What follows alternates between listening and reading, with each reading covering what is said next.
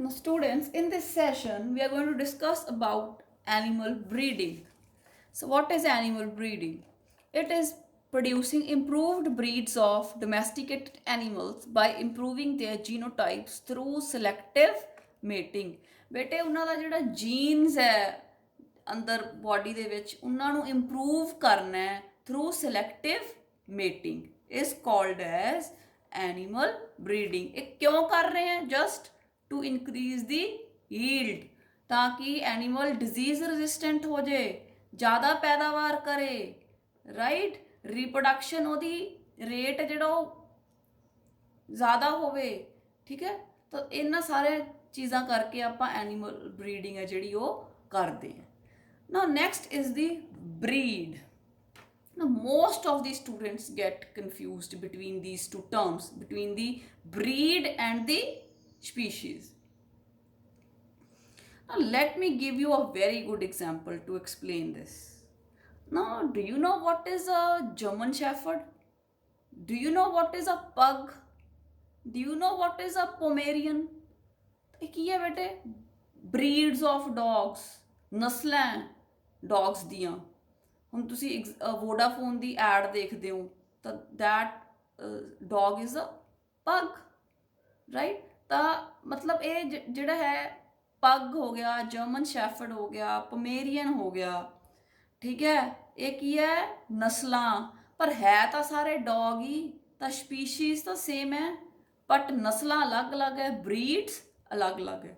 So I hope now it is clear. Now let us define it: a group of animals related by descent and similar in most characters like general appearance, features, size and configuration। ठीक है कि इन्हां दे पूर्वज same सी, general appearance characters, most of the characters same है, features size same है, पर कुछ ना कुछ ਜਿਹੜੇ ਕਰੈਕਟਰਸ ਹੁੰਦੇ ਉਹ ਡਿਫਰੈਂਟ ਹੁੰਦੇ। ਇਹਨਾਂ ਦੀ ਸਪੀਸ਼ੀ ਸੇਮ ਹੁੰਦੀ ਹੈ, ਜਿਵੇਂ ਸਾਰੇ ਡੌਗ ਹੀ ਹੈ, ਬਟ ਇਹਨਾਂ ਦੀ ਨਸਲ ਜਿਹੜੀ ਹੈ ਉਹ ਡਿਫਰੈਂਟ ਹੈ, ਰਾਈਟ। ਨਸਲ ਅਲੱਗ-ਅਲੱਗ ਹੈ, ਜਿਵੇਂ ਪੱਗ, ਜਰਮਨ ਸ਼ੈਫਰਡ, ਪੋਮੇਰੀਅਨ ਐਟਸੈਟਰਾ। ਤਾਂ ਇਹ ਡੌਗਸ ਦੀਆਂ ਐਗਜ਼ਾਮਪਲਸ ਦੇ ਕੇ ਅੱਗੇ ਮੈਂ ਤੁਹਾਨੂੰ ਐਕਸਪਲੇਨ ਕਰੂੰਗੀ about the different methods of animal breeding. So now what are the objectives of animal breeding? क्यों एनिमल ब्रीडिंग कराई जाती है? क्यों सिलेक्टिव मेटिंग कराई जाती है? For improved growth rate, to increase the production of milk, meat, egg, wool, etc., to obtain superior quality of milk, meat, eggs, wool, improved resistant to various diseases, increased or at least acceptable reproduction rate। ठीक है। So next I'm going to discuss about the different methods of animal breeding। So methods ਜਿਹੜੇ ਹੈ ਬੇਟੇ they are basically of two types: inbreeding and outbreeding।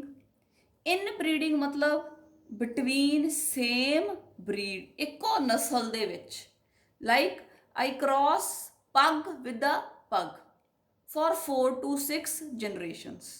ਠੀਕ ਹੈ। ਇੱਕੋ ਹੀ ਜਿਹੜਾ dog ਅੱਗੇ ਉਹਦੇ ਬੱਚਿਆਂ ਦੇ ਨਾਲ ਹੀ ਜਿਹੜੀ ਹੈ ਬਰੀਡਿੰਗ ਕਰਾਉਣੀ for 4 to 6 generations is called as inbreeding। outbreeding is between the different breeds। ਠੀਕ ਹੈ, ਅਲੱਗ-ਅਲੱਗ ਨਸਲਾਂ, ਰਾਈਟ। ਸੋ ਜਿਹੜੇ outbreeding ਹੈ ਬੇਟਾ it is further of 3 types: out crossing, cross breeding, interspecific hybridization। So we have to discuss this methods of animal breeding in details। So first one which we have to discuss is the inbreeding। As I have already told you that when breeding is between animals of the same breed for 4 to 6 generations, like between a pug and a pug, I have given you an example, ਤਾਂ ਉਹਦੇ ਬੱਚਿਆਂ ਨਾਲ ਹੀ ਉਹਦੀ ਦੁਬਾਰਾ ਮੇਟਿੰਗ, ਉਹਦਾ ਦੁਬਾਰਾ cross for 4 to 6 generations is called as inbreeding। Now what are the steps involved in inbreeding? ਇਹਦੇ 'ਚ ਕੀ ਕਰਦੇ ਆ ਬੇਟੇ? First is the identification। मैं काउज ਦੀ ਐਗਜ਼ਾਮਪਲ ਲੈ ਕੇ ਐਕਸਪਲੇਨ ਕਰ ਰਹੀ ਹਾਂ। Superior cows and superior bulls of the same breed are identified and mated। ਉਹਨੇ ਆਪਾਂ ਐਨੀਮਲ ਬਰੀਡਿੰਗ ਕਿਉਂ ਕਰ ਰਹੇ ਹਾਂ? ਕਿਉਂਕਿ ਆਪਾਂ ਸੁਧਾਰ ਚਾਹੁੰਦੇ ਹਾਂ, ਦੁੱਧ ਦੀ ਪੈਦਾਵਾਰ ਵਧੇ। ਜੇ ਉਹ ਮੇਲ ਹੈ ਤਾਂ ਉਹ ਜ਼ਿਆਦਾ ਜਿਹੜਾ ਹੈ ਖੇਤ ਦੇ ਵਿੱਚ ਜ਼ਿਆਦਾ ਹੈਲਪ ਕਰ ਸਕਦਾ ਹੋਵੇ, ਤੇ ਜਾਂ ਉਹ ਆਪਾਂ ਕਹਿ ਸਕਦੇ ਹਾਂ ਵੀ ਉਹ ਐਸੇ ਬੱਚੇ ਪੈਦਾ ਕਰੇ ਜਿਹੜੇ ਕਿ ਅੱਛੇ, ਜਿਨ੍ਹਾਂ ਦੇ ਵਿੱਚ ਜੀਨਸ ਹੋਣ। ਠੀਕ ਹੈ, ਤਾਂ ਆਪਾਂ ਪਹਿਲਾਂ ਚੂਜ਼ ਕਰਨਾ ਹੈ ਇੱਕ ਅੱਛੀ ਸੁਪੀਰੀਅਰ ਕਾਓ ਚੂਜ਼ ਕਰਦੇ ਆ, ਇੱਕ ਸੁਪੀਰੀਅਰ ਬੁੱਲ, ਉਹਨਾਂ ਦੇ ਕਰੈਕਟਰਸ ਦੇਖ ਕੇ। ਠੀਕ ਹੈ, ਉਹ ਕਰੈਕਟਰਸ ਦੇਖ ਕੇ ਉਹਨਾਂ ਨੂੰ ਚੂਜ਼ ਕਰ ਲੈਂਦੇ ਆ, ਦੋਨਾਂ ਨੂੰ, ਸੁਪੀਰੀਅਰ ਨੂੰ, ਫਿਰ ਉਹਨਾਂ ਨੂੰ ਬਰੀਡ ਕਰਾਉਂਦੇ ਆ। ਠੀਕ ਹੈ, ਆਇਡੈਂਟੀਫਾਈ ਕਰਾ ਦਿੰਦੇ ਆ, ਫਿਰ ਉਹਨਾਂ ਨੂੰ ਮੇਟ ਕਰਾ ਦਿੰਦੇ ਆ। ਠੀਕ ਹੈ, ਦੈਟ ਇਜ਼ ਦੀ ਜਿਹੜਾ ਆਪਾਂ ਕਹਿ ਸਕਦੇ ਆ inbreeding. And superior female ਆਪਾਂ ਕਿਹਨੂੰ ਕਵਾਂਗੇ? It is that cow which produces more milk per lactation. ਠੀਕ ਹੈ, ਹਰ ਸੂਏ ਦੇ ਵਿੱਚ ਜਿਹੜਾ ਹੈ ਉਹ ਜ਼ਿਆਦਾ ਤੋਂ ਜ਼ਿਆਦਾ ਦੁੱਧ ਪੈਦਾ ਕਰ ਸਕੇ। ਤੇ ਸੁਪੀਰੀਅਰ ਮੇਲ ਕਿਹੜਾ ਹੋਊਗਾ? It is that bull which give rise to superior progeny as compared to those of other males. ਦੂਜੇ ਮੇਲ ਨਾਲੋਂ ਇਹ ਜ਼ਿਆਦਾ ਸੁਪੀਰੀਅਰ ਬੱਚੇ, ਪ੍ਰੋਜੈਨੀ ਮੀਨਸ ਬੱਚੇ ਪੈਦਾ ਕਰਨ ਦੀ ਸਮਰੱਥਾ ਰੱਖਦਾ ਹੋਵੇ। ਜਿਹੜੇ ਇਹਦੇ ਸਪਰਮਸ ਹੈ ਉਹ ਗੁੱਡ ਕੁਆਲਿਟੀ ਦੇ ਹੋਣ, ਤਾਂ ਕਿ ਅੱਗੇ ਜਿਹੜੀ ਪ੍ਰੋਜੈਨੀ ਹੈ ਉਹ ਅੱਛੇ ਕਰੈਕਟਰਸ ਵਾਲੀ ਪੈਦਾ ਹੋਵੇ। ਤਾਂ ਬੇਟੇ ਸੁਪੀਰੀਅਰ ਕਾਓ ਤੇ ਸੁਪੀਰੀਅਰ ਬੁੱਲ ਨੂੰ ਆਇਡੈਂਟੀਫਾਈ ਕਰਕੇ, ਭਾਲ ਕੇ ਮੇਟ ਕਰਾ ਦਿੱਤਾ ਜਾਂਦਾ ਹੈ, ਤੇ ਉਸ ਤੋਂ ਬਾਅਦ ਜਿਹੜਾ ਹੈ ਜਿਹੜੀ ਪ੍ਰੋਜੈਨੀ ਹੈ ਉਹ ਜਦੋਂ ਆਉਂਦੀ ਹੈ ਤਾਂ ਉਸ ਤੋਂ ਬਾਅਦ ਉਹਦੀ ਇਵੈਲੂਏਸ਼ਨ ਕਰਦੇ ਆ। The progeny obtained from such mating are evaluated and superior males and females are identified for further mating। ਫਿਰ ਜਿਹੜੇ ਉਹਨਾਂ ਦੇ ਬੱਚੇ ਸੀ ਬੇਟੇ, ਉਹਨਾਂ ਚੋਂ ਵੀ ਅੱਗੇ ਦੇਖ ਲਿਆ ਕਿ ਕਿਹਨਾਂ ਕੋਲੇ ਜ਼ਿਆਦਾ ਅੱਛੇ ਕਰੈਕਟਰਸ ਆਏ ਹੈ, ਕਿਉਂਕਿ ਆਪਾਂ ਨੂੰ ਪਤਾ ਹੈ ਕ੍ਰੋਸਿੰਗ ਓਵਰ ਹੁੰਦੀ ਹੈ ਜਦੋਂ ਆਪਾਂ ਕੀਤਾ, ਮਿਓਸਿਸ ਹੁੰਦੀ ਹੈ। ਠੀਕ ਹੈ, ਮੇਲ ਤੇ ਫੀਮੇਲ ਦੇ ਜਿਹੜੇ ਗਮੀਟਸ ਹੈ, ਜਦੋਂ ਉਹਨਾਂ ਦੀ ਫਰਟੀਲਾਈਜੇਸ਼ਨ ਹੋ ਜਾਂਦੀ ਹੈ, ਉਸ ਤੋਂ ਬਾਅਦ ਜਿਹੜਾ ਹੈ ਮਿਓਸਿਸ ਹੁੰਦੀ ਹੈ, ਕ੍ਰੋਸਿੰਗ ਓਵਰ ਹੁੰਦੀ ਹੈ, ਤਾਂ ਉਹ ਜਿਹੜਾ ਐਕਸਚੇਂਜ ਆਫ ਕਰੈਕਟਰਸ ਹੋ ਜਾਂਦੇ ਹੈ। ਤਾਂ ਉਸ ਤੋਂ ਬਾਅਦ ਆਪਾਂ ਕਹਿ ਸਕਦੇ ਹਾਂ ਕਿ ਸੁਪੀਰੀਅਰ ਮੇਲਸ ਤੇ ਫੀਮੇਲਸ ਨੂੰ ਆਇਡੈਂਟੀਫਾਈ ਕਰ ਲਿਆ ਜਾਂਦਾ ਹੈ ਫॉर ਫਰਦਰ ਮੇਟਿੰਗ, ਤਾਂ ਕਿ ਹੋਰ ਵੀ ਚੰਗੀ ਜਿਹੜੀ ਹੈਗੇ ਹੈ ਬੱਚੇ ਜਿਹੜੇ ਉਹ ਪੈਦਾ ਕੀਤੇ ਜਾ ਸਕਣ। So this is what is inbreeding. ਹੁਣ ਇਨ ਬਰੀਡਿੰਗ ਦੀਆਂ ਕੀ ਐਡਵਾਂਟੇਜਸ ਹੈ? Inbreeding increases homozygosity। Now what is homozygosity? Homo ਤੁਹਾਨੂੰ ਪਤਾ ਹੈ, ਠੀਕ ਹੈ, ਹੋਮੋ ਹੈਟਰੋ ਤੁਹਾਨੂੰ ਪਤਾ ਹੈ, ਹੋਮੋ ਮੀਨਸ ਵਨ, ਹੈਟਰੋ ਮੀਨਸ ਮੈਨੀ ਆਪਾਂ ਕਹਿ ਸਕਦੇ ਹਾਂ। ਤਾਂ ਇੱਥੇ ਕੀ ਹੈ ਬੇਟੇ, ਕੋਈ ਵੀ ਜੀਨ ਹੁੰਦਾ ਨਾ ਉਹਦੀਆਂ 2 ਫਾਰਮਸ ਹੁੰਦੀਆਂ, and those 2 forms are called as alleles. ਠੀਕ ਹੈ, ਤਾਂ ਹੋਮੋਜ਼ਾਈਗੋਸਿਟੀ ਦਾ ਮਤਲਬ the possession of 2 identical alleles of a particular gene. ਠੀਕ ਹੈ, ਤੇ ਫਿਰ ਉਸ ਤੋਂ ਬਾਅਦ ਤੂੰ ਡਿਵੈਲਪ ਪਿਓਰ ਲਾਈਨਸ, ਕਿਉਂਕਿ ਆਪਦੇ ਪ੍ਰੋਜੈਨੀ ਦੇ ਨਾਲ ਹੀ ਮੇਟਿੰਗ ਹੈ। ਠੀਕ ਹੈ, so it leads to pure line, ਕਿਉਂਕਿ ਬਾਹਰੋਂ ਕੋਈ ਵੀ ਹੋਰ ਕਰੈਕਟਰ ਆ ਕੇ ਮਿਕਸ ਨਹੀਂ ਹੋ ਰਿਹਾ। And third advantage is it's helpful in accumulation of superior genes. ਜਿਹੜੇ ਚੰਗੇ ਜੀਨਸ ਆ ਉਹ ਅਗਲੇ ਬੱਚੇ ਦੇ ਵਿੱਚ ਇਕੱਠੇ ਹੋ ਜਾਂਦੇ ਆ, ਤੇ ਜਿਹੜੇ ਘੱਟ ਚਾਹੀਦੇ ਹੁੰਦੇ ਆਪਾਂ ਨੂੰ ਜੀਨਸ ਉਹ ਐਲੀਮੀਨੇਟ ਹੋ ਜਾਂਦੇ ਆ, ਕਿਉਂਕਿ ਆਪਾਂ ਅੱਗੇ ਜਿਹੜੇ ਪ੍ਰੋਜੈਨੀ ਆ ਉਹਦੇ ਚੋਂ ਵੀ ਅੱਗੇ ਸੁਪੀਰੀਅਰ ਮੇਲਸ ਤੇ ਫੀਮੇਲਸ ਆਇਡੈਂਟੀਫਾਈ ਕਰਦੇ ਜਾਂਦੇ ਆ, ਤੇ ਜਿਨ੍ਹਾਂ ਦੇ ਵਿੱਚ ਅਨਡਿਜ਼ਾਇਰੇਬਲ ਜੀਨਸ ਹੁੰਦੇ ਆ, ਘੱਟ ਚੰਗੇ ਕਰੈਕਟਰ ਹੁੰਦੇ ਆ, ਉਹਨਾਂ ਨੂੰ ਆਪਾਂ ਪਾਸੇ ਕਰ ਦਿੰਦੇ ਆ। ਜਿਨ੍ਹਾਂ ਦੇ ਵਿੱਚ ਅੱਛੇ ਕਰੈਕਟਰ ਹੁੰਦੇ ਆ ਉਹਨਾਂ ਨੂੰ ਆਪਾਂ ਅੱਗੇ ਦੀ ਅੱਗੇ ਮੇਟ ਕਰਦੇ ਆ ਫॉर 4 to 6 ਜਨਰੇਸ਼ਨਸ, ਤੇ ਇਹਦੇ ਨਾਲ ਆਪਾਂ ਨੂੰ ਇੱਕ ਜਿਹੜੇ ਪਿਓਰ ਲਾਈਨ ਹੈ ਉਹ ਡਿਵੈਲਪ ਹੋ ਜਾਂਦੀ ਹੈ, ਜਿਹਦੇ ਵਿੱਚ ਸਾਰੇ ਵੱਧ ਤੋਂ ਵੱਧ ਜਿਹੜੇ ਹੈ ਅੱਛੇ ਕਰੈਕਟਰਸ ਜਿਹੜੇ ਹੈ, ਡਿਜ਼ਾਇਰੇਬਲ ਜੀਨਸ ਹੈ ਜਿਹੜੇ ਉਹ ਹੁੰਦੇ ਆ। ਹੁਣ ਬੇਟੇ ਅਗਰ ਇਨ ਬਰੀਡਿੰਗ ਹੀ ਕਰਾਉਂਦੇ ਜਾਂਦੇ ਆ ਆਪਾਂ, ਤਾਂ ਇਹਦੇ ਨਾਲ ਬੇਟੇ ਜਿਹੜਾ ਹੈ ਡਿਸਐਡਵਾਂਟੇਜ, ਨੁਕਸਾਨ ਵੀ ਹੋ ਸਕਦਾ ਹੈ। ਜਦੋਂ ਆਪਾਂ ਇਨ ਬਰੀਡਿੰਗ ਕਰਾਉਂਦੇ ਜਾਂਦੇ ਹਾਂ ਕੰਟੀਨਿਊਸਲੀ, ਇਟ ਇਜ਼ ਕਾਲਡ ਅਪਗ੍ਰੇਡਿੰਗ। ਠੀਕ ਹੈ, ਤੇ ਕੰਟੀਨਿਊਸ ਇਨ ਬਰੀਡਿੰਗ ਜਦੋਂ ਹੁੰਦੀ ਹੈ ਤਾਂ ਉਹਦੇ ਕਾਰਨ ਇਨ ਬਰੀਡਿੰਗ ਡਿਪਰੈਸ਼ਨ ਹੋ ਜਾਂਦਾ ਹੈ। Now let's discuss about inbreeding depression.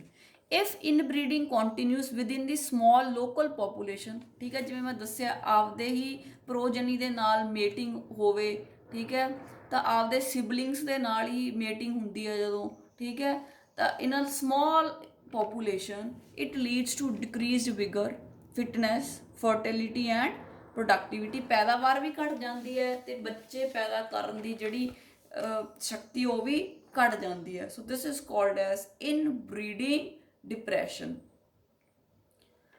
ਫਿਰ ਬੇਟੇ ਜੇ ਇਨਬਰੀਡਿੰਗ ਡਿਪਰੈਸ਼ਨ ਹੋ ਗਿਆ ਤਾਂ ਫਿਰ ਆਪਾਂ ਕੀ ਕਰ ਸਕਦੇ ਹਾਂ? ਤਾਂ ਬੇਟੇ ਆਪਾਂ ਜਿਹੜੇ ਹੈਗੇ ਆ, ਜਿਹੜੇ ਐਨੀਮਲਸ ਹੈ ਉਹਨਾਂ ਨੂੰ ਅਨਰਿਲੇਟਡ, ਮਤਲਬ ਜਿਹੜੇ ਉਹਨਾਂ ਦੇ ਰਿਸ਼ਤੇਦਾਰ ਨਾ ਹੋਣ, ਦੂਰ ਦੇ ਜਾਨਵਰ ਹੋਣ, ਠੀਕ ਹੈ, ਬਰੀਡ ਸੇਮ ਹੋਵੇ, ਉਹਨਾਂ ਦੇ ਜਿਹੜੇ ਸੁਪੀਰੀਅਰ ਐਨੀਮਲਸ ਹੈ ਸੇਮ ਬਰੀਡ ਦੇ, ਉਹਨਾਂ ਨਾਲ ਮੇਟ ਕਰਕੇ ਦੁਬਾਰਾ ਫਰਟੀਲਿਟੀ ਤੇ ਯੀਲਡ ਹੈ ਜਿਹੜੀ ਉਹ ਵਧਾਈ ਜਾ ਸਕਦੀ ਹੈ ਅਗਰ ਉਹ ਕੰਟੀਨਿਊਅਸ ਇਨਬਰੀਡਿੰਗ ਦੇ ਕਾਰਨ ਘਟ ਗਈ, ਰਾਈਟ। ਉਸ ਤੋਂ ਬਾਅਦ ਬੇਟੇ ਆਪਾਂ ਗੱਲ ਕਰਦੇ ਹਾਂ ਆਊਟ ਬਰੀਡਿੰਗ ਦੀ। ਇਨਬਰੀਡਿੰਗ ਇੱਕ ਤਰੀਕਾ ਸੀ ਐਨੀਮਲ ਬਰੀਡਿੰਗ ਦਾ, ਤਾਂ second method is the outbreeding. Breeding of unrelated animals either of the same breed but not having common ancestors. Inbreeding 'ਚ ਬੇਟੇ ਆਪਾਂ ਕਿਹਾ ਕਿ ਬਰੀਡਿੰਗ ਹੋ ਰਹੀ ਹੈ, ਠੀਕ ਹੈ, ਤੇ ਉਹਨਾਂ ਦੇ ਵਿੱਚ ਜਿਨ੍ਹਾਂ ਦੇ ਪੂਰਵਜ ਸੇਮ ਹੈ, ਆਪਦੀ ਪ੍ਰੋਜੈਨੀ ਨਾਲ ਹੋ ਗਈ ਫॉर ਮੈਨੀ ਜਨਰੇਸ਼ਨਸ। ਪਰ ਆਊਟ ਬਰੀਡਿੰਗ 'ਚ ਕੀ ਹੈ, ਬਰੀਡ ਸੇਮ ਹੋ ਸਕਦੀ ਹੈ ਪਰ ਉਹਨਾਂ ਦੇ ਪੂਰਵਜ ਸੇਮ ਨਹੀਂ ਹੋ ਸਕਦੇ, ਐਨਸੈਸਟਰਸ ਸੇਮ ਨਹੀਂ ਹੋਣੇ ਚਾਹੀਦੇ, ਜਾਂ ਫਿਰ ਨਸਲ ਹੀ ਅਲੱਗ-ਅਲੱਗ ਹੋ ਜੇ, ਡਿਫਰੈਂਟ ਬਰੀਡਸ ਹੋ ਜਾਣ, ਠੀਕ ਹੈ, ਜਾਂ ਫਿਰ ਸਪੀਸ਼ੀਜ਼ ਵੀ ਡਿਫਰੈਂਟ ਹੋ ਜੇ। ਜਿਵੇਂ ਆਪਾਂ ਮੈਂ ਐਗਜ਼ਾਮਪਲ ਦੇ ਸਕਦੀ ਹਾਂ ਕਿ ਐਂ ਵੀ ਹੋ ਸਕਦਾ, ਇੱਕ ਤਾਂ ਆਪਾਂ ਕਿਹਾ ਪੱਗ ਇਜ਼ ਕ੍ਰੋਸਡ ਵਿਦ ਪੱਗ, ਤਾਂ ਇਹਨੂੰ ਆਪਾਂ ਕਹਿੰਦਾ ਸਿੰਪਲੀ ਇਨਬਰੀਡਿੰਗ। ਹੁਣ ਜੇ ਬੇਟੇ ਇੱਕ ਪੱਗ ਜਿਹੜਾ ਹੈ ਉਹ ਇੰਡੀਆ ਦਾ, ਦੂਸਰਾ ਪੱਗ ਜਿਹੜਾ ਫਰੋਮ ਸਮ ਅਦਰ ਕੰਟਰੀ, ਜਿਨ੍ਹਾਂ ਦੇ ਜਿਹੜੇ ਐਨਸੈਸਟਰਸ ਆ ਉਹ ਵੀ ਸੇਮ ਨਹੀਂ ਸੀ, ਠੀਕ ਹੈ, ਤੇ ਬਰੀਡ ਪਰ ਸੇਮ ਹੈ, ਤਾਂ ਇਹਨੂੰ ਆਪਾਂ ਕਹਿੰਦਾ ਆਊਟ ਕ੍ਰੋਸਿੰਗ। ਅਗਰ ਜਿਹੜਾ ਪੱਗ ਹੈ, ਇੱਕ ਪੱਗ ਹੈ ਦੂਸਰਾ ਜਰਮਨ ਸ਼ੈਫਰਡ ਹੈ, ਇਹਨਾਂ ਦੀ ਮੇਟਿੰਗ ਕਰਾ ਦਈਏ, it is called S cross breeding. ਤੇ ਅਗਰ ਪੱਗ ਦੀ ਕੈਟ ਨਾਲ ਹੋ ਜਾਏ ਸਪੋਜ਼, ਸਪੀਸ਼ੀਜ਼ ਹੀ ਡਿਫਰੈਂਟ ਹੋ ਗਈ, we call it as interspecific hybridization. Now all these three processes I am going to explain you in the detail. So first type of the outbreeding is the outcrossing. Practice of mating between animals of same breed but having no common ancestors up to 4 to 6 generations to produce valuable traits। मतलब 5-6 ਪੀੜ੍ਹੀਆਂ ਤੋਂ ਪਹਿਲਾਂ ਜਿਹੜਾ ਹੈ ਉਹਨਾਂ ਦੇ ਕੋਈ ਵੀ common ਐਨਸੈਸਟਰਸ ਨਾ ਹੋਣ, ਠੀਕ ਹੈ। ਜਿਹੜੇ ਬੱਚੇ ਪੈਦਾ ਹੁੰਦੇ ਆ ਆਊਟ ਕ੍ਰੋਸਿੰਗ ਤੋਂ ਬਾਅਦ, they are called as outcross. The offsprings of such a cross is called as an outcross. Best breeding method for animals, ठीक है, ਜਿਹੜੇ ਐਨੀਮਲਸ ਦੀ ਮਿਲਕ ਪ੍ਰੋਡਕਸ਼ਨ ਘੱਟ ਹੈ, ਵੂਲ ਜਾਂ ਮੀਟ ਦੀ ਪ੍ਰੋਡਕਸ਼ਨ ਘੱਟ ਹੈ, ਉਹਨਾਂ 'ਚ ਬੇਟੇ ਆਊਟ ਕ੍ਰੋਸਿੰਗ ਕਰਾ ਕੇ ਉਹਨਾਂ ਦੀ ਪ੍ਰੋਡਕਸ਼ਨ ਵਧਾਈ ਜਾ ਸਕਦੀ ਹੈ। ਤੇ ਅਗਰ ਕਿਸੇ ਦੇ ਵਿੱਚ ਇਨਬਰੀਡਿੰਗ ਡਿਪਰੈਸ਼ਨ ਹੋ ਗਿਆ ਤਾਂ ਆਊਟ ਕ੍ਰੋਸਿੰਗ ਕਰਾ ਕੇ, ਠੀਕ ਹੈ, ਪੈਦਾਵਾਰ ਵਧਾਈ ਜਾ ਸਕਦੀ ਹੈ, ਕਿਉਂਕਿ ਆਊਟ ਕ੍ਰੋਸਿੰਗ ਨਾਲ ਬਹੁਤ ਸਾਰੀਆਂ ਵੇਰੀਏਸ਼ਨਸ ਇੰਟਰੋਡਿਊਸ ਹੋ ਜਾਂਦੀਆਂ, ਰਾਈਟ। ਬਰੀਡ ਸੇਮ ਰੱਖਣੀ ਹੈ ਪਰ ਐਨਸੈਸਟਰਸ ਜਿਹੜੇ ਹੈਗੇ ਹੈ 4 to 6 ਜਨਰੇਸ਼ਨ ਤੱਕ ਉਹਨਾਂ ਦੇ ਸੇਮ ਨਹੀਂ ਹੋਣੇ ਚਾਹੀਦੇ, ਤਾਂ ਹੀ ਵੇਰੀਏਸ਼ਨਸ ਇੰਟਰੋਡਿਊਸ ਹੋਣਗੀਆਂ। Next is the cross breeding. Cross breeding ਮਤਲਬ ਬਰੀਡਸ ਡਿਫਰੈਂਟ ਹੋ ਜਾਣ, ਨਸਲਾਂ ਡਿਫਰੈਂਟ ਹੋ ਜਾਣ, ਸਪੀਸ਼ੀਜ਼ ਸੇਮ ਰਵੇ, ਦੋਨੋਂ ਡੌਗਸ ਹੀ ਹੋਣ, ਦੋਨੋਂ ਕਾਓ ਹੀ ਹੋਣ, ਦੋਨੋਂ ਕੈਟਸ ਹੀ ਹੋਣ, ਠੀਕ ਹੈ। Like I have given you example of ਪੱਗ ਐਂਡ ਅ ਜਰਮਨ ਸ਼ੈਫਰਡ। ਇੱਕ ਦੀ ਜਿਹੜੀ ਬਰੀਡ ਹੈ ਉਹ ਪੱਗ ਹੈ, ਦੂਸਰੇ ਦੀ ਬਰੀਡ ਜਰਮਨ ਸ਼ੈਫਰਡ ਹੈ, ਠੀਕ ਹੈ। ਤੇ ਦੋ ਅਲੱਗ-ਅਲੱਗ ਬਰੀਡਸ ਦੇ ਸੁਪੀਰੀਅਰ ਮੇਲਸ ਤੇ ਸੁਪੀਰੀਅਰ ਫੀਮੇਲ, ਠੀਕ ਹੈ, ਨੂੰ ਮੇਟ ਕਰਾਉਣਾ, ਠੀਕ ਹੈ, is called as cross breeding. ਇਹਦੀ ਇੰਪੋਰਟੈਂਸ ਕੀ ਹੈ? ਡੈਵਲਪਿੰਗ ਨਿਊ ਸੁਪੀਰੀਅਰ ਬਰੀਡਸ ਔਰ ਇੰਪਰੂਵਿੰਗ ਦੀ ਲੋਕਲ ਬਰੀਡਸ, ਨਵੀਆਂ ਨਸਲਾਂ ਜੇ ਆਪਾਂ ਪੈਦਾ ਕਰਨੀ ਹੈ, ਠੀਕ ਹੈ, ਜਿਨ੍ਹਾਂ ਦੇ ਵਿੱਚ ਅੱਛੇ ਕਰੈਕਟਰਸ ਹੋਣ ਤਾਂ ਆਪਾਂ ਕ੍ਰਾਸ ਬਰੀਡਿੰਗ ਕਰਾ ਸਕਦੇ ਹਾਂ। ਸਪੋਜ਼ ਇੱਕ ਬਰੀਡ ਦਾ ਜਿਹੜੀ ਫੀਮੇਲ ਹੈ ਉਹ ਜ਼ਿਆਦਾ ਵਧੀਆ ਕਰੈਕਟਰਸ ਹੈ, ਦੂਸਰੀ ਬਰੀਡ ਦੇ ਮੇਲ ਦੇ ਵਧੀਆ ਕਰੈਕਟਰਸ ਹੈ, ਦੋਨਾਂ ਨੂੰ ਮੇਟ ਕਰਾਤਾ, ਜਿਹੜੀ ਪ੍ਰੋਜੇਨੀ ਆਊਗੀ, ਜਿਹੜੇ ਬੱਚਾ ਆਊਗਾ ਉਹਦੇ ਵਿੱਚ ਦੋਨੋਂ ਨਸਲਾਂ ਦੇ ਚੰਗੇ ਕਰੈਕਟਰਸ ਆਉਣ ਦੀ ਚਾਂਸਿਸ ਹੁੰਦੇ ਆ, ਤੇ ਉਹ ਇੱਕ ਸੁਧਰੀ ਹੋਈ ਨਸਲ ਹੈ ਜਿਹੜੀ ਉਹ ਬਣ ਸਕਦੀ ਹੈ। ਐਂਡ ਇਟ ਮੇਨਟੇਨਸ ਸੁਪੀਰੀਅਰਿਟੀ ਔਰ ਅ ਹਾਈਬ੍ਰਿਡ ਵਿਗਰ। ਇਹਦੀ ਬੇਟਾ ਇੱਕ ਐਗਜ਼ਾਮਪਲ ਹੈ, ਇੱਕ ਸ਼ੀਪ ਬਣਾਈ ਗਈ ਹੈ, ਪੰਜਾਬ ਦੇ ਵਿੱਚ ਹੀ ਬਣਾਈ ਹੈ, ਹਿਸਾਰ ਡੇਲ। ਸ਼ੀਪ ਦਾ ਜਿਹੜੇ ਬਰੀਡ ਹੈ ਉਹਦਾ ਨਾਮ ਹੈ ਹਿਸਾਰ ਡੇਲ, ਠੀਕ ਹੈ। ਇਹ ਬਣਾਈ ਗਈ ਹੈ ਬੇਟੇ ਬਾਏ ਮੇਟਿੰਗ ਬੀਕਾਨੇਰੀ ਈਵਸ, ਇੱਕ ਬਰੀਡ ਹੈ ਭੇਡ ਦੀ ਬੀਕਾਨੇਰੀ ਈਵਸ, ਤੇ ਦੂਸਰੀ ਮੈਰੀਨੋ ਰੈਮਸ। ਜਿਹੜੀ ਬੀਕਾਨੇਰੀ ਈਵਸ ਹੈ ਬੇਟੇ ਇਹਦੀ ਫੀਮੇਲ ਹੈ ਜਿਹੜੀ, ਇਹ ਸੁਪੀਰੀਅਰ ਸੀ ਤੇ ਬੀਕਾਨੇਰ ਤੋਂ ਲਈ ਗਈ ਹੈ। ਜਿਹੜੇ ਮਰੀਨੋ ਰੈਮਸ ਹੈ ਬੇਟੇ ਇਹ ਜਿਹੜਾ ਮੇਲ ਪਾਰਟਨਰ ਹੈ ਉਹ ਸੁਪੀਰੀਅਰ ਹੈ ਮੈਰੀਨੋ ਰੀਮਸ ਦਾ, ਤਾਂ ਉਹ ਲੈ ਲਿਆ, ਇਟ ਇਜ਼ ਫਰੋਮ ਨਿਊਜ਼ੀਲੈਂਡ। ਦੋਨਾਂ ਨੂੰ ਮੇਟ ਕਰਾਤਾ, ਇੱਕ ਨਵੀਂ ਸ਼ੀਪ ਦੀ ਬਰੀਡ ਪੈਦਾ ਹੋ ਗਈ ਜਿਹਦਾ ਨਾਮ ਹੈ Hisardale, and it is a very good breed ਜਿਹਦੀ ਵੂਲ ਦੀ ਪ੍ਰੋਡਕਸ਼ਨ ਬਹੁਤ ਜ਼ਿਆਦਾ ਹੈ, and it has been developed in Punjab. Female ਲੈ ਲਈ from the Bikaner and we call it as Bikaneri ewes, and ਜਿਹੜਾ ਹੈਗਾ ਮੇਲ ਸ਼ੀਪ ਜਿਹੜਾ ਸੁਪੀਰੀਅਰ ਸੀ from the New Zealand merino rams. both of them mated, both of them crossed to get a new breed Hisardale, right? This is what is cross breeding.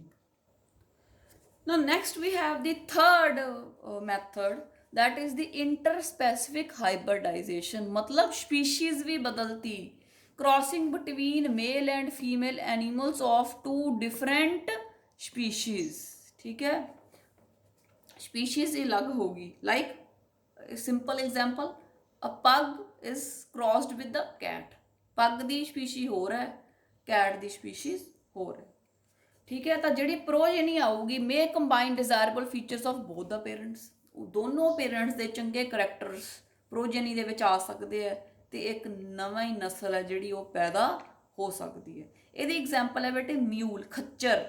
ਖੱਚਰ ਪੈਦਾ ਕੀਤੀ ਹੈ by crossing between male horse and a male donkey, female horse ਜਿਹਨੂੰ ਆਪਾਂ mayor ਕਹਿੰਦੇ ਆ ਤੇ ਮੇਲ donkey ਦਾ cross ਕਰਾਤਾ, ਠੀਕ ਹੈ, ਤਾਂ ਬਣ ਗਈ ਮਿਊਲ। ਤੇ ਮਿਊਲਸ ਬੇਟੇ ਜ਼ਿਆਦਾ ਸਟਰੋਂਗ ਹੈ ਆਪਦੇ ਪੇਰੈਂਟਸ ਨਾਲੋਂ, ਦੇ ਆਰ ਹਾਰਡਰ। ਤੇ ਆਪਾਂ ਜਦੋਂ ਹਿਲ ਸਟੇਸ਼ਨ ਤੇ ਜਾਂਦੇ ਆ ਤਾਂ ਆਪਾਂ ਉੱਥੇ ਦੇਖਦੇ ਆ ਕਿ ਜਿਹੜਾ ਢੋਆ ਢਵਾਈ ਦਾ ਕੰਮ ਹੈ ਉਹ ਮਿਊਲ ਤੋਂ ਹੀ ਲਿਆ ਜਾਂਦਾ ਹੈ। ਈਵਨ ਆਦਮੀਆਂ ਨੂੰ ਵੀ ਇੱਕ ਜਗ੍ਹਾ ਤੋਂ ਦੂਜੀ ਜਗ੍ਹਾ ਤੇ ਹਿਲ ਜਿਹੜੇ ਹੈਗੇ ਟੂਰਿਸਟ ਸਪੌਟਸ ਤੇ ਵੀ ਆਪਾਂ ਦੇਖਦੇ ਹਾਂ ਮਿਊਲਸ ਹੀ ਜਿਹੜਾ ਹੈ ਉਹ ਕਰਦੀਆਂ। ਤੇ ਆਪਾਂ ਇਹ ਕਹਿ ਸਕਦੇ ਹਾਂ ਕਿ ਜਿਹੜੇ ਫੀਮੇਲ ਹਾਰਸ ਦੇ ਤੇ ਮੇਲ ਡੰਕੀ ਦੇ ਜਿਹੜੇ ਜੀਨਸ ਸੀਗੇ, ਅੱਛੇ ਕਰੈਕਟਰਿਸਟਿਕਸ ਸੀਗੇ, ਉਹ ਆਫਸਪ੍ਰਿੰਗ 'ਚ ਆ ਗਏ ਤੇ ਨਵੀਂ ਜਿਹੜੀ ਹੈ ਆਪਾਂ ਕਹਿ ਸਕਦੇ ਹਾਂ ਨਵਾਂ ਆਰਗੇਨਿਜ਼ਮ ਬਣ ਗਿਆ, that is the mule, and it is superior to both of its parents. Next bete we have the controlled breeding experiments. This was about the different methods of animal breeding. ਤੇ ਅਗਲਾ ਆਉਂਦਾ controlled breeding experiments। ਜਿਹੜੇ experiments ਆਪਾਂ ਜਿਹੜੇ ਹੈਗੇ ਆ ਜ਼ਿਆਦਾਤਰ ਤੇ ਆਪਾਂ ਕਹਿ ਸਕਦੇ ਹਾਂ ਕਿ ਸੀਮਨ ਲੈ ਕੇ ਫਿਰ ਆਪਾਂ ਉਹ ਫੀਮੇਲਸ ਦੇ ਵਿੱਚ ਇੰਟਰੋਡਿਊਸ ਕਰਾ ਸਕਦੇ। So these controlled breeding experiments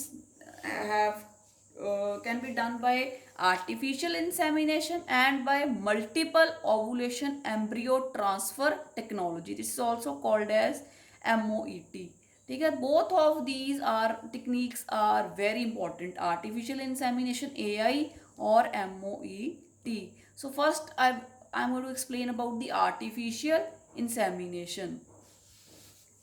In artificial insemination, the semen, the sperms of a superior male is collected and injected into the reproductive tract of the selected female when in heat to bring fertilization। ਇਹਦੇ ਚ ਕੀ ਕਰਦੇ ਆ ਬੇਟੇ, ਸਪੌਮਸ ਲੈਂਦੇ ਆ ਜਿਹੜੇ superior mails ਹੁੰਦੇ ਆ। ਤੁਸੀਂ ਕ੍ਰਾਇਓ ਪ੍ਰਿਜ਼ਰਵੇਸ਼ਨ ਟੈਕਨੀਕ ਤਾਂ you know it, to store the pollen grains or the semen or the sperms at in the liquid nitrogen at -196 degree C।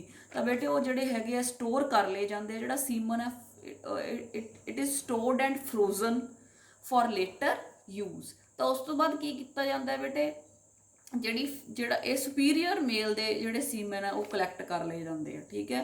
ਤੇ ਜਿਹੜੀ ਸੁਪੀਰੀਅਰ ਫੀਮੇਲ ਹੁੰਦੀ ਆ ਉਹਦੇ ਵਜਾਈਨਾ ਦੇ ਅੰਦਰ ਆਰਟੀਫਿਸ਼ੀਅਲੀ, ਉਹਦੇ ਰੀਪਰੋਡਕਟਿਵ ਟਰੈਕ ਦੇ ਅੰਦਰ ਆਰਟੀਫਿਸ਼ੀਅਲੀ ਇੰਜੈਕਟ ਕਰ ਦਿੱਤੇ ਜਾਂਦੇ ਆ with the help of N injection, ਠੀਕ ਹੈ। When it is in heat, ਆਪਾਂ ਕਰ ਚੁੱਕੇ ਹਾਂ ਕਿ ਜਿਹੜੇ ਐਨੀਮਲਸ ਹੈ ਦੇ ਹੈਵ ਅ ਐਸਟਰਸ ਸਾਈਕਲ, ਇੱਕ ਹੀਟ ਜਿਹੜਾ ਪੀਰੀਅਡ ਹੁੰਦਾ ਉਹਨਾਂ ਦਾ ਜਦੋਂ ਉਹ ਫਰਟੀਲਾਈਜ਼ ਹੋ ਸਕਦੇ ਆ।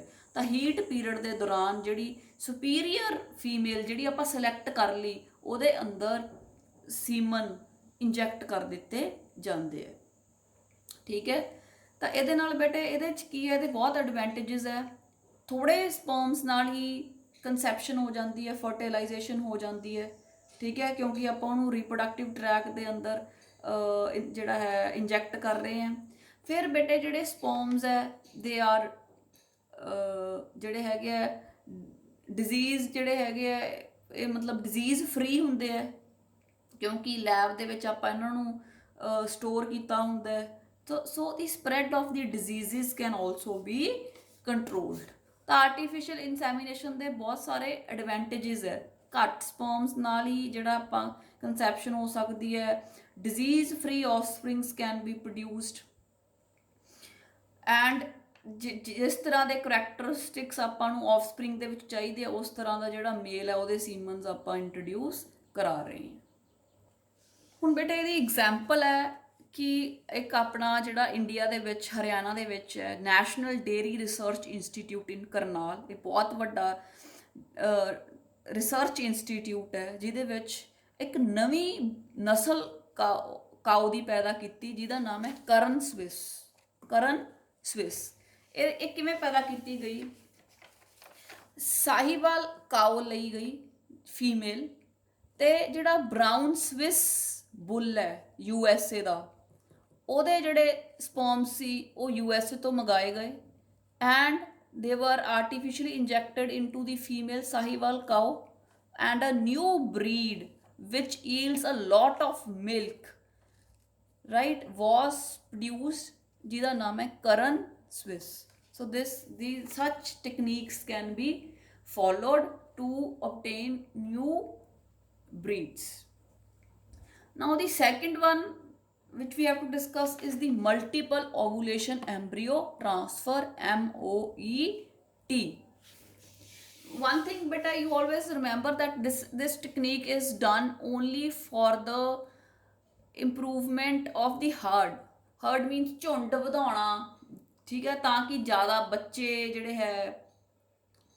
ਬੱਚੇ ਪੈਦਾ ਕਰਨਾ।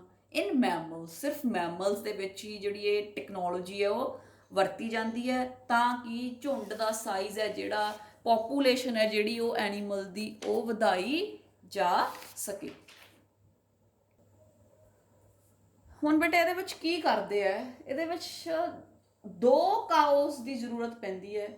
ਇੱਕ ਕਾਓ ਜਿਹੜੀ ਸੁਪੀਰੀਅਰ ਹੈ ਉਹਦੇ ਤੋਂ ਆਪਾਂ ਐਗਸ ਪ੍ਰੋਡਿਊਸ ਕਰਾਉਣੇ ਆ, ਤੇ ਇੱਕ ਹੋਰ ਕਾਓ ਜਿਹਦੇ ਵਿੱਚ ਆਪਾਂ ਅੱਗੇ ਬੱਚੇ ਨੂੰ ਗਰੋ ਕਰਾਉਣਾ ਹੈ, ਕਾਫ ਨੂੰ ਗਰੋ ਕਰਾਉਣਾ। ਸੋ 2 ਕਾਓਸ ਆਰ ਯੂਜ਼ਡ ਇਨ ਦਿਸ ਪ੍ਰੋਸੈਸ। ਤਾਂ ਫਸਟ ਵਨ ਇਜ਼, ਹੁਣ ਜਿਹੜੀ ਕਾਓ ਦੇ ਅੱਛੇ ਜੀਨਸ ਹੈ ਜਿਹਦੇ ਵਿੱਚ ਅੱਛੇ ਕੁਆਲਿਟੀਜ਼ ਹੈ, ਸੁਪੀਰੀਅਰ ਹੈ, ਉਹਦੇ ਵਿੱਚ ਬੇਟੇ ਆਪਾਂ ਹਾਰਮੋਨਸ ਇੰਜੈਕਟ ਕਰਾ ਦਿੰਦੇ ਆ, ਜਿਵੇਂ FSH ਫੋਲੀਕਲ ਸਟਿਮੂਲੇਟਿੰਗ ਹਾਰਮੋਨ। ਫੋਲੀਕਲਸ ਤੁਹਾਨੂੰ ਪਤਾ ਹੀ ਹੈ, ਠੀਕ ਹੈ, ਬਹੁਤ ਛੋਟੇ ਛੋਟੇ ਫੋਲੀਕਲਸ ਪਏ ਹੁੰਦੇ ਆ ਇਨ ਦੀ ਓਵਰੀਜ਼। ਉਸ ਤੋਂ ਬਾਅਦ they are going to mature. ਤਾਂ ਜਦੋਂ ਆਪਾਂ ਫੋਲੀਕਲ ਸਟਿਮੂਲੇਟਿੰਗ ਹਾਰਮੋਨ ਇੰਡਿਊਸ ਕਰਾਤਾ ਤਾਂ ਬੇਟੇ ਜਿਹੜੇ ਫੋਲੀਕਲਸ ਹੈ ਉਹ ਮੈਚਿਓਰ ਹੁੰਦੇ ਆ। ਨਾਰਮਲੀ ਤਾਂ ਇੱਕ ਫੋਲੀਕਲ ਮੈਚਿਓਰ ਹੁੰਦਾ every month to produce 1 egg, ਪਰ ਜਦੋਂ ਆਪਾਂ FSH ਹਾਰਮੋਨ ਕਾਓ ਦੇ ਅੰਦਰ ਇੰਜੈਕਟ ਕਰਾ ਦਿੰਦੇ ਆ ਤਾਂ ਬੇਟੇ ਉਹ ਇੱਕ ਦੀ ਜਗ੍ਹਾ 6 ਤੋਂ 8 ਐਗਸ ਪ੍ਰੋਡਿਊਸ ਕਰਦੀ ਹੈ in a month, and this is called as super ovulation. The release of egg is called ovulation, and the release of 6 to 8 eggs, ठीक है, is called as super ovulation. ਇਹ ਤਾਂ ਹੀ ਕੀਤਾ ਜਾ ਸਕਦਾ ਹੈ ਅਗਰ ਫੋਲੀਕਲ ਸਟਿਮੂਲੇਟਿੰਗ ਹਾਰਮੋਨ ਵਰਗੇ ਹਾਰਮੋਨਸ ਆਪਾਂ ਕਾਓ ਦੇ ਅੰਦਰ ਇੰਜੈਕਟ ਕਰਦੇ ਹਾਂ। ਕਰਨੇ ਕਿਹਦੇ ਅੰਦਰ ਹੈ, ਠੀਕ ਹੈ, ਜਿਹਦੇ ਅੰਦਰ ਅੱਛੇ ਜੀਨਸ ਹੈ, ਵਿਚ ਇਜ਼ ਦ ਸੁਪੀਰੀਅਰ ਕਾਓ, ਜਿਹਨੂੰ ਆਪਾਂ ਆਇਡੈਂਟੀਫਾਈ ਕੀਤਾ ਹੈ। ਉਸ ਤੋਂ ਬਾਅਦ ਸੁਪੀਰੀਅਰ ਮੇਲ ਦੇ ਸੀਮਨ ਲਏ ਜਾਂਦੇ ਹੈ ਐਂਡ ਆਰਟੀਫਿਸ਼ਲੀ ਥਰੂ ਆਰਟੀਫਿਸ਼ੀਅਲ ਇਨਸੈਮੀਨੇਸ਼ਨ, ਜਿਹੜਾ ਆਪਾਂ ਹੁਣੇ ਡਿਸਕਸ ਕੀਤਾ, ਉਹਦੇ ਥਰੂ ਕਾਓ ਦੇ ਰੀਪਰੋਡਕਟਿਵ ਟਰੈਕ ਦੇ ਅੰਦਰ ਇੰਜੈਕਟ ਕੀਤੇ ਜਾਂਦੇ ਆ। ਉਸ ਤੋਂ ਬਾਅਦ ਜਿਹੜੇ ਸਪਰਮਸ ਹੈ ਦੇ ਫਰਟੀਲਾਈਜ਼ ਦੀ ਐਗਸ, ਜਿਹੜੇ ਉਹ 6 ਤੋਂ 8 ਆਂਡੇ ਸੀ ਉਹ ਸਾਰੇ ਇੱਕੋ ਟਾਈਮ ਤੇ ਫਰਟੀਲਾਈਜ਼ ਹੋ ਗਏ ਇਨ ਦੀ ਕਾਓ, ਇਨ ਦੀ ਜੈਨੇਟਿਕ ਮਦਰ, ਜਿਹਦੇ ਜੀਨਸ ਯੂਜ਼ ਕਰ ਰਹੇ ਆ ਆਪਾਂ। ਉਸ ਤੋਂ ਬਾਅਦ ਕੀ ਕਰਦੇ ਆ ਬੇਟੇ, ਜਦੋਂ ਉਹ 8 to 32 ਸੈਲਡ ਹੋ ਜਾਂਦੇ ਆ ਜਿਹੜੇ ਐਗਸ ਹੈ ਅੱਗੇ, ਠੀਕ ਹੈ, ਐਮਬਰੀਓ ਜਿਹੜਾ, it is implanted into the surrogate cow, ਜਿਹੜੀ ਦੂਸਰੀ ਕਾਓ ਜਿਹੜੀ ਬੱਚੇ ਨੂੰ ਜਨਮ ਦੇਊਗੀ, ਜਿਹਦੀ ਕੁੱਖ ਵਰਤੀ ਆ ਆਪਾਂ, that is called the surrogate cow, ਠੀਕ ਹੈ। ਇਹ ਕਿਉਂ ਕਰ ਰਹੇ ਆ, ਕਿਉਂਕਿ ਜਿਹੜੀ ਸੁਪੀਰੀਅਰ ਕਾਓ ਸੀ, ਠੀਕ ਹੈ, ਉਹਦੇ ਤੋਂ ਆਪਾਂ ਜ਼ਿਆਦਾ ਤੋਂ ਜ਼ਿਆਦਾ ਐਗਸ ਪ੍ਰੋਡਿਊਸ ਕਰਨੇ ਆ ਤਾਂ ਕਿ ਜ਼ਿਆਦਾ ਤੋਂ ਜ਼ਿਆਦਾ ਜਿਹੜੇ ਹੈ ਬੱਚੇ ਪੈਦਾ ਕੀਤੇ ਜਾ ਸਕਣ। ਤਾਂ ਇਹ ਜਿਹੜੇ 6 to 8 ਐਗਸ ਸੀ, 8 ਜਿਵੇਂ ਸਪੋਜ਼ 6 ਐਗਸ ਸੀਗੇ, 6 ਕਾਊਸ ਦੇ ਵਿੱਚ ਇੰਟਰੋਡਿਊਸ ਕਰਾ ਸਕਦੇ ਆ ਤੇ ਇੱਕੋ ਟਾਈਮ ਤੇ, ਠੀਕ ਹੈ, 6 ਕਾਫਸ ਜਾਂ 6 ਜਿਹੜੇ ਉਹਦੇ ਬੱਚੇ ਉਹ ਪੈਦਾ ਕੀਤੇ ਜਾ ਸਕਦੇ ਆ। ਵੈਸੇ ਇੱਕ ਹੀ ਹੋਣਾ ਸੀ। ਤਾਂ ਜਿਹੜੀ ਜੈਨੇਟਿਕਲੀ ਸੁਪੀਰੀਅਰ ਕਾਓ ਹੁੰਦੀ ਹੈ ਉਹਨੂੰ ਸਿਰਫ ਯੂਜ਼ ਕੀਤਾ ਜਾਂਦਾ ਕਿ ਉਹ ਅੱਛੀ ਕੁਆਲਿਟੀ ਦੇ ਐਗਸ ਪੈਦਾ ਕਰਦੇ, ਤੇ ਉਹ ਕਿਉਂਕਿ ਜਦੋਂ ਫਰਟੀਲਾਈਜੇਸ਼ਨ ਹੋ ਗਈ ਜਿਹੜੇ ਜੀਨਸ ਸੀਗੇ ਉਹ ਤਾਂ ਇੰਟਰੋਡਿਊਸ ਹੋ ਗਏ, ਉਸ ਤੋਂ ਬਾਅਦ ਤਾਂ ਸਿਰਫ ਉਹਨੂੰ ਵੱਡਾ ਕਰਨਾ, ਜਿਹੜਾ ਐਮਬਰੀਓ ਹੈ ਫੀਟਸ ਨੂੰ ਵੱਡਾ ਕਰਨਾ, ਤਾਂ ਉਹ ਤਾਂ ਕਿਸੇ ਵੀ ਕਾਓ ਦੇ ਵਿੱਚ ਕਰਾਇਆ ਜਾ ਸਕਦਾ, ਰਾਈਟ। ਸੋ ਦੀ ਜਿਹੜੀ ਜੈਨੇਟਿਕ ਮਦਰ ਹੁੰਦੀ ਹੈ it is again used for super ovulation. ਜਦੋਂ ਉਹਦੇ ਚੋਂ ਬੇਟੇ ਐਗਸ ਹੋਰ ਕਾਓ ਦੇ ਵਿੱਚ ਟਰਾਂਸਫਰ ਕਰਾ ਦਿੰਦੇ ਆ, ਠੀਕ ਹੈ, ਉਦੋਂ ਬਾਅਦ ਉਹ ਜਿਹੜੇ ਹੈਗੇ ਆ ਪੈਦਾ ਹੋ ਜਾਂਦੇ ਆਫਸਪ੍ਰਿੰਗਸ। ਤੇ ਜਿਹੜੀ ਇਹ ਵਾਲੀ ਜੈਨੇਟਿਕ ਕਾਓ ਸੀ ਇਹਦੇ ਵਿੱਚ ਅਗੇਨ FSH ਇੰਜੈਕਟ ਕਰਾ ਕੇ ਫਿਰ ਸੁਪਰ ਓਵੂਲੇਸ਼ਨ ਕਰਾ ਕੇ ਫਿਰ 6 to 8 ਐਗਸ, ਤਾਂ ਕਿ ਫਟਾਫਟ ਪੋਪੂਲੇਸ਼ਨ, ਕਿਸੇ ਵੀ ਬਰੀਡ ਦੀ ਪੋਪੂਲੇਸ਼ਨ ਫਟਾਫਟ ਵਧਾਈ ਜਾ ਸਕੇ। And this technology is used in cattle, sheep, rabbits, buffaloes, mares, etc.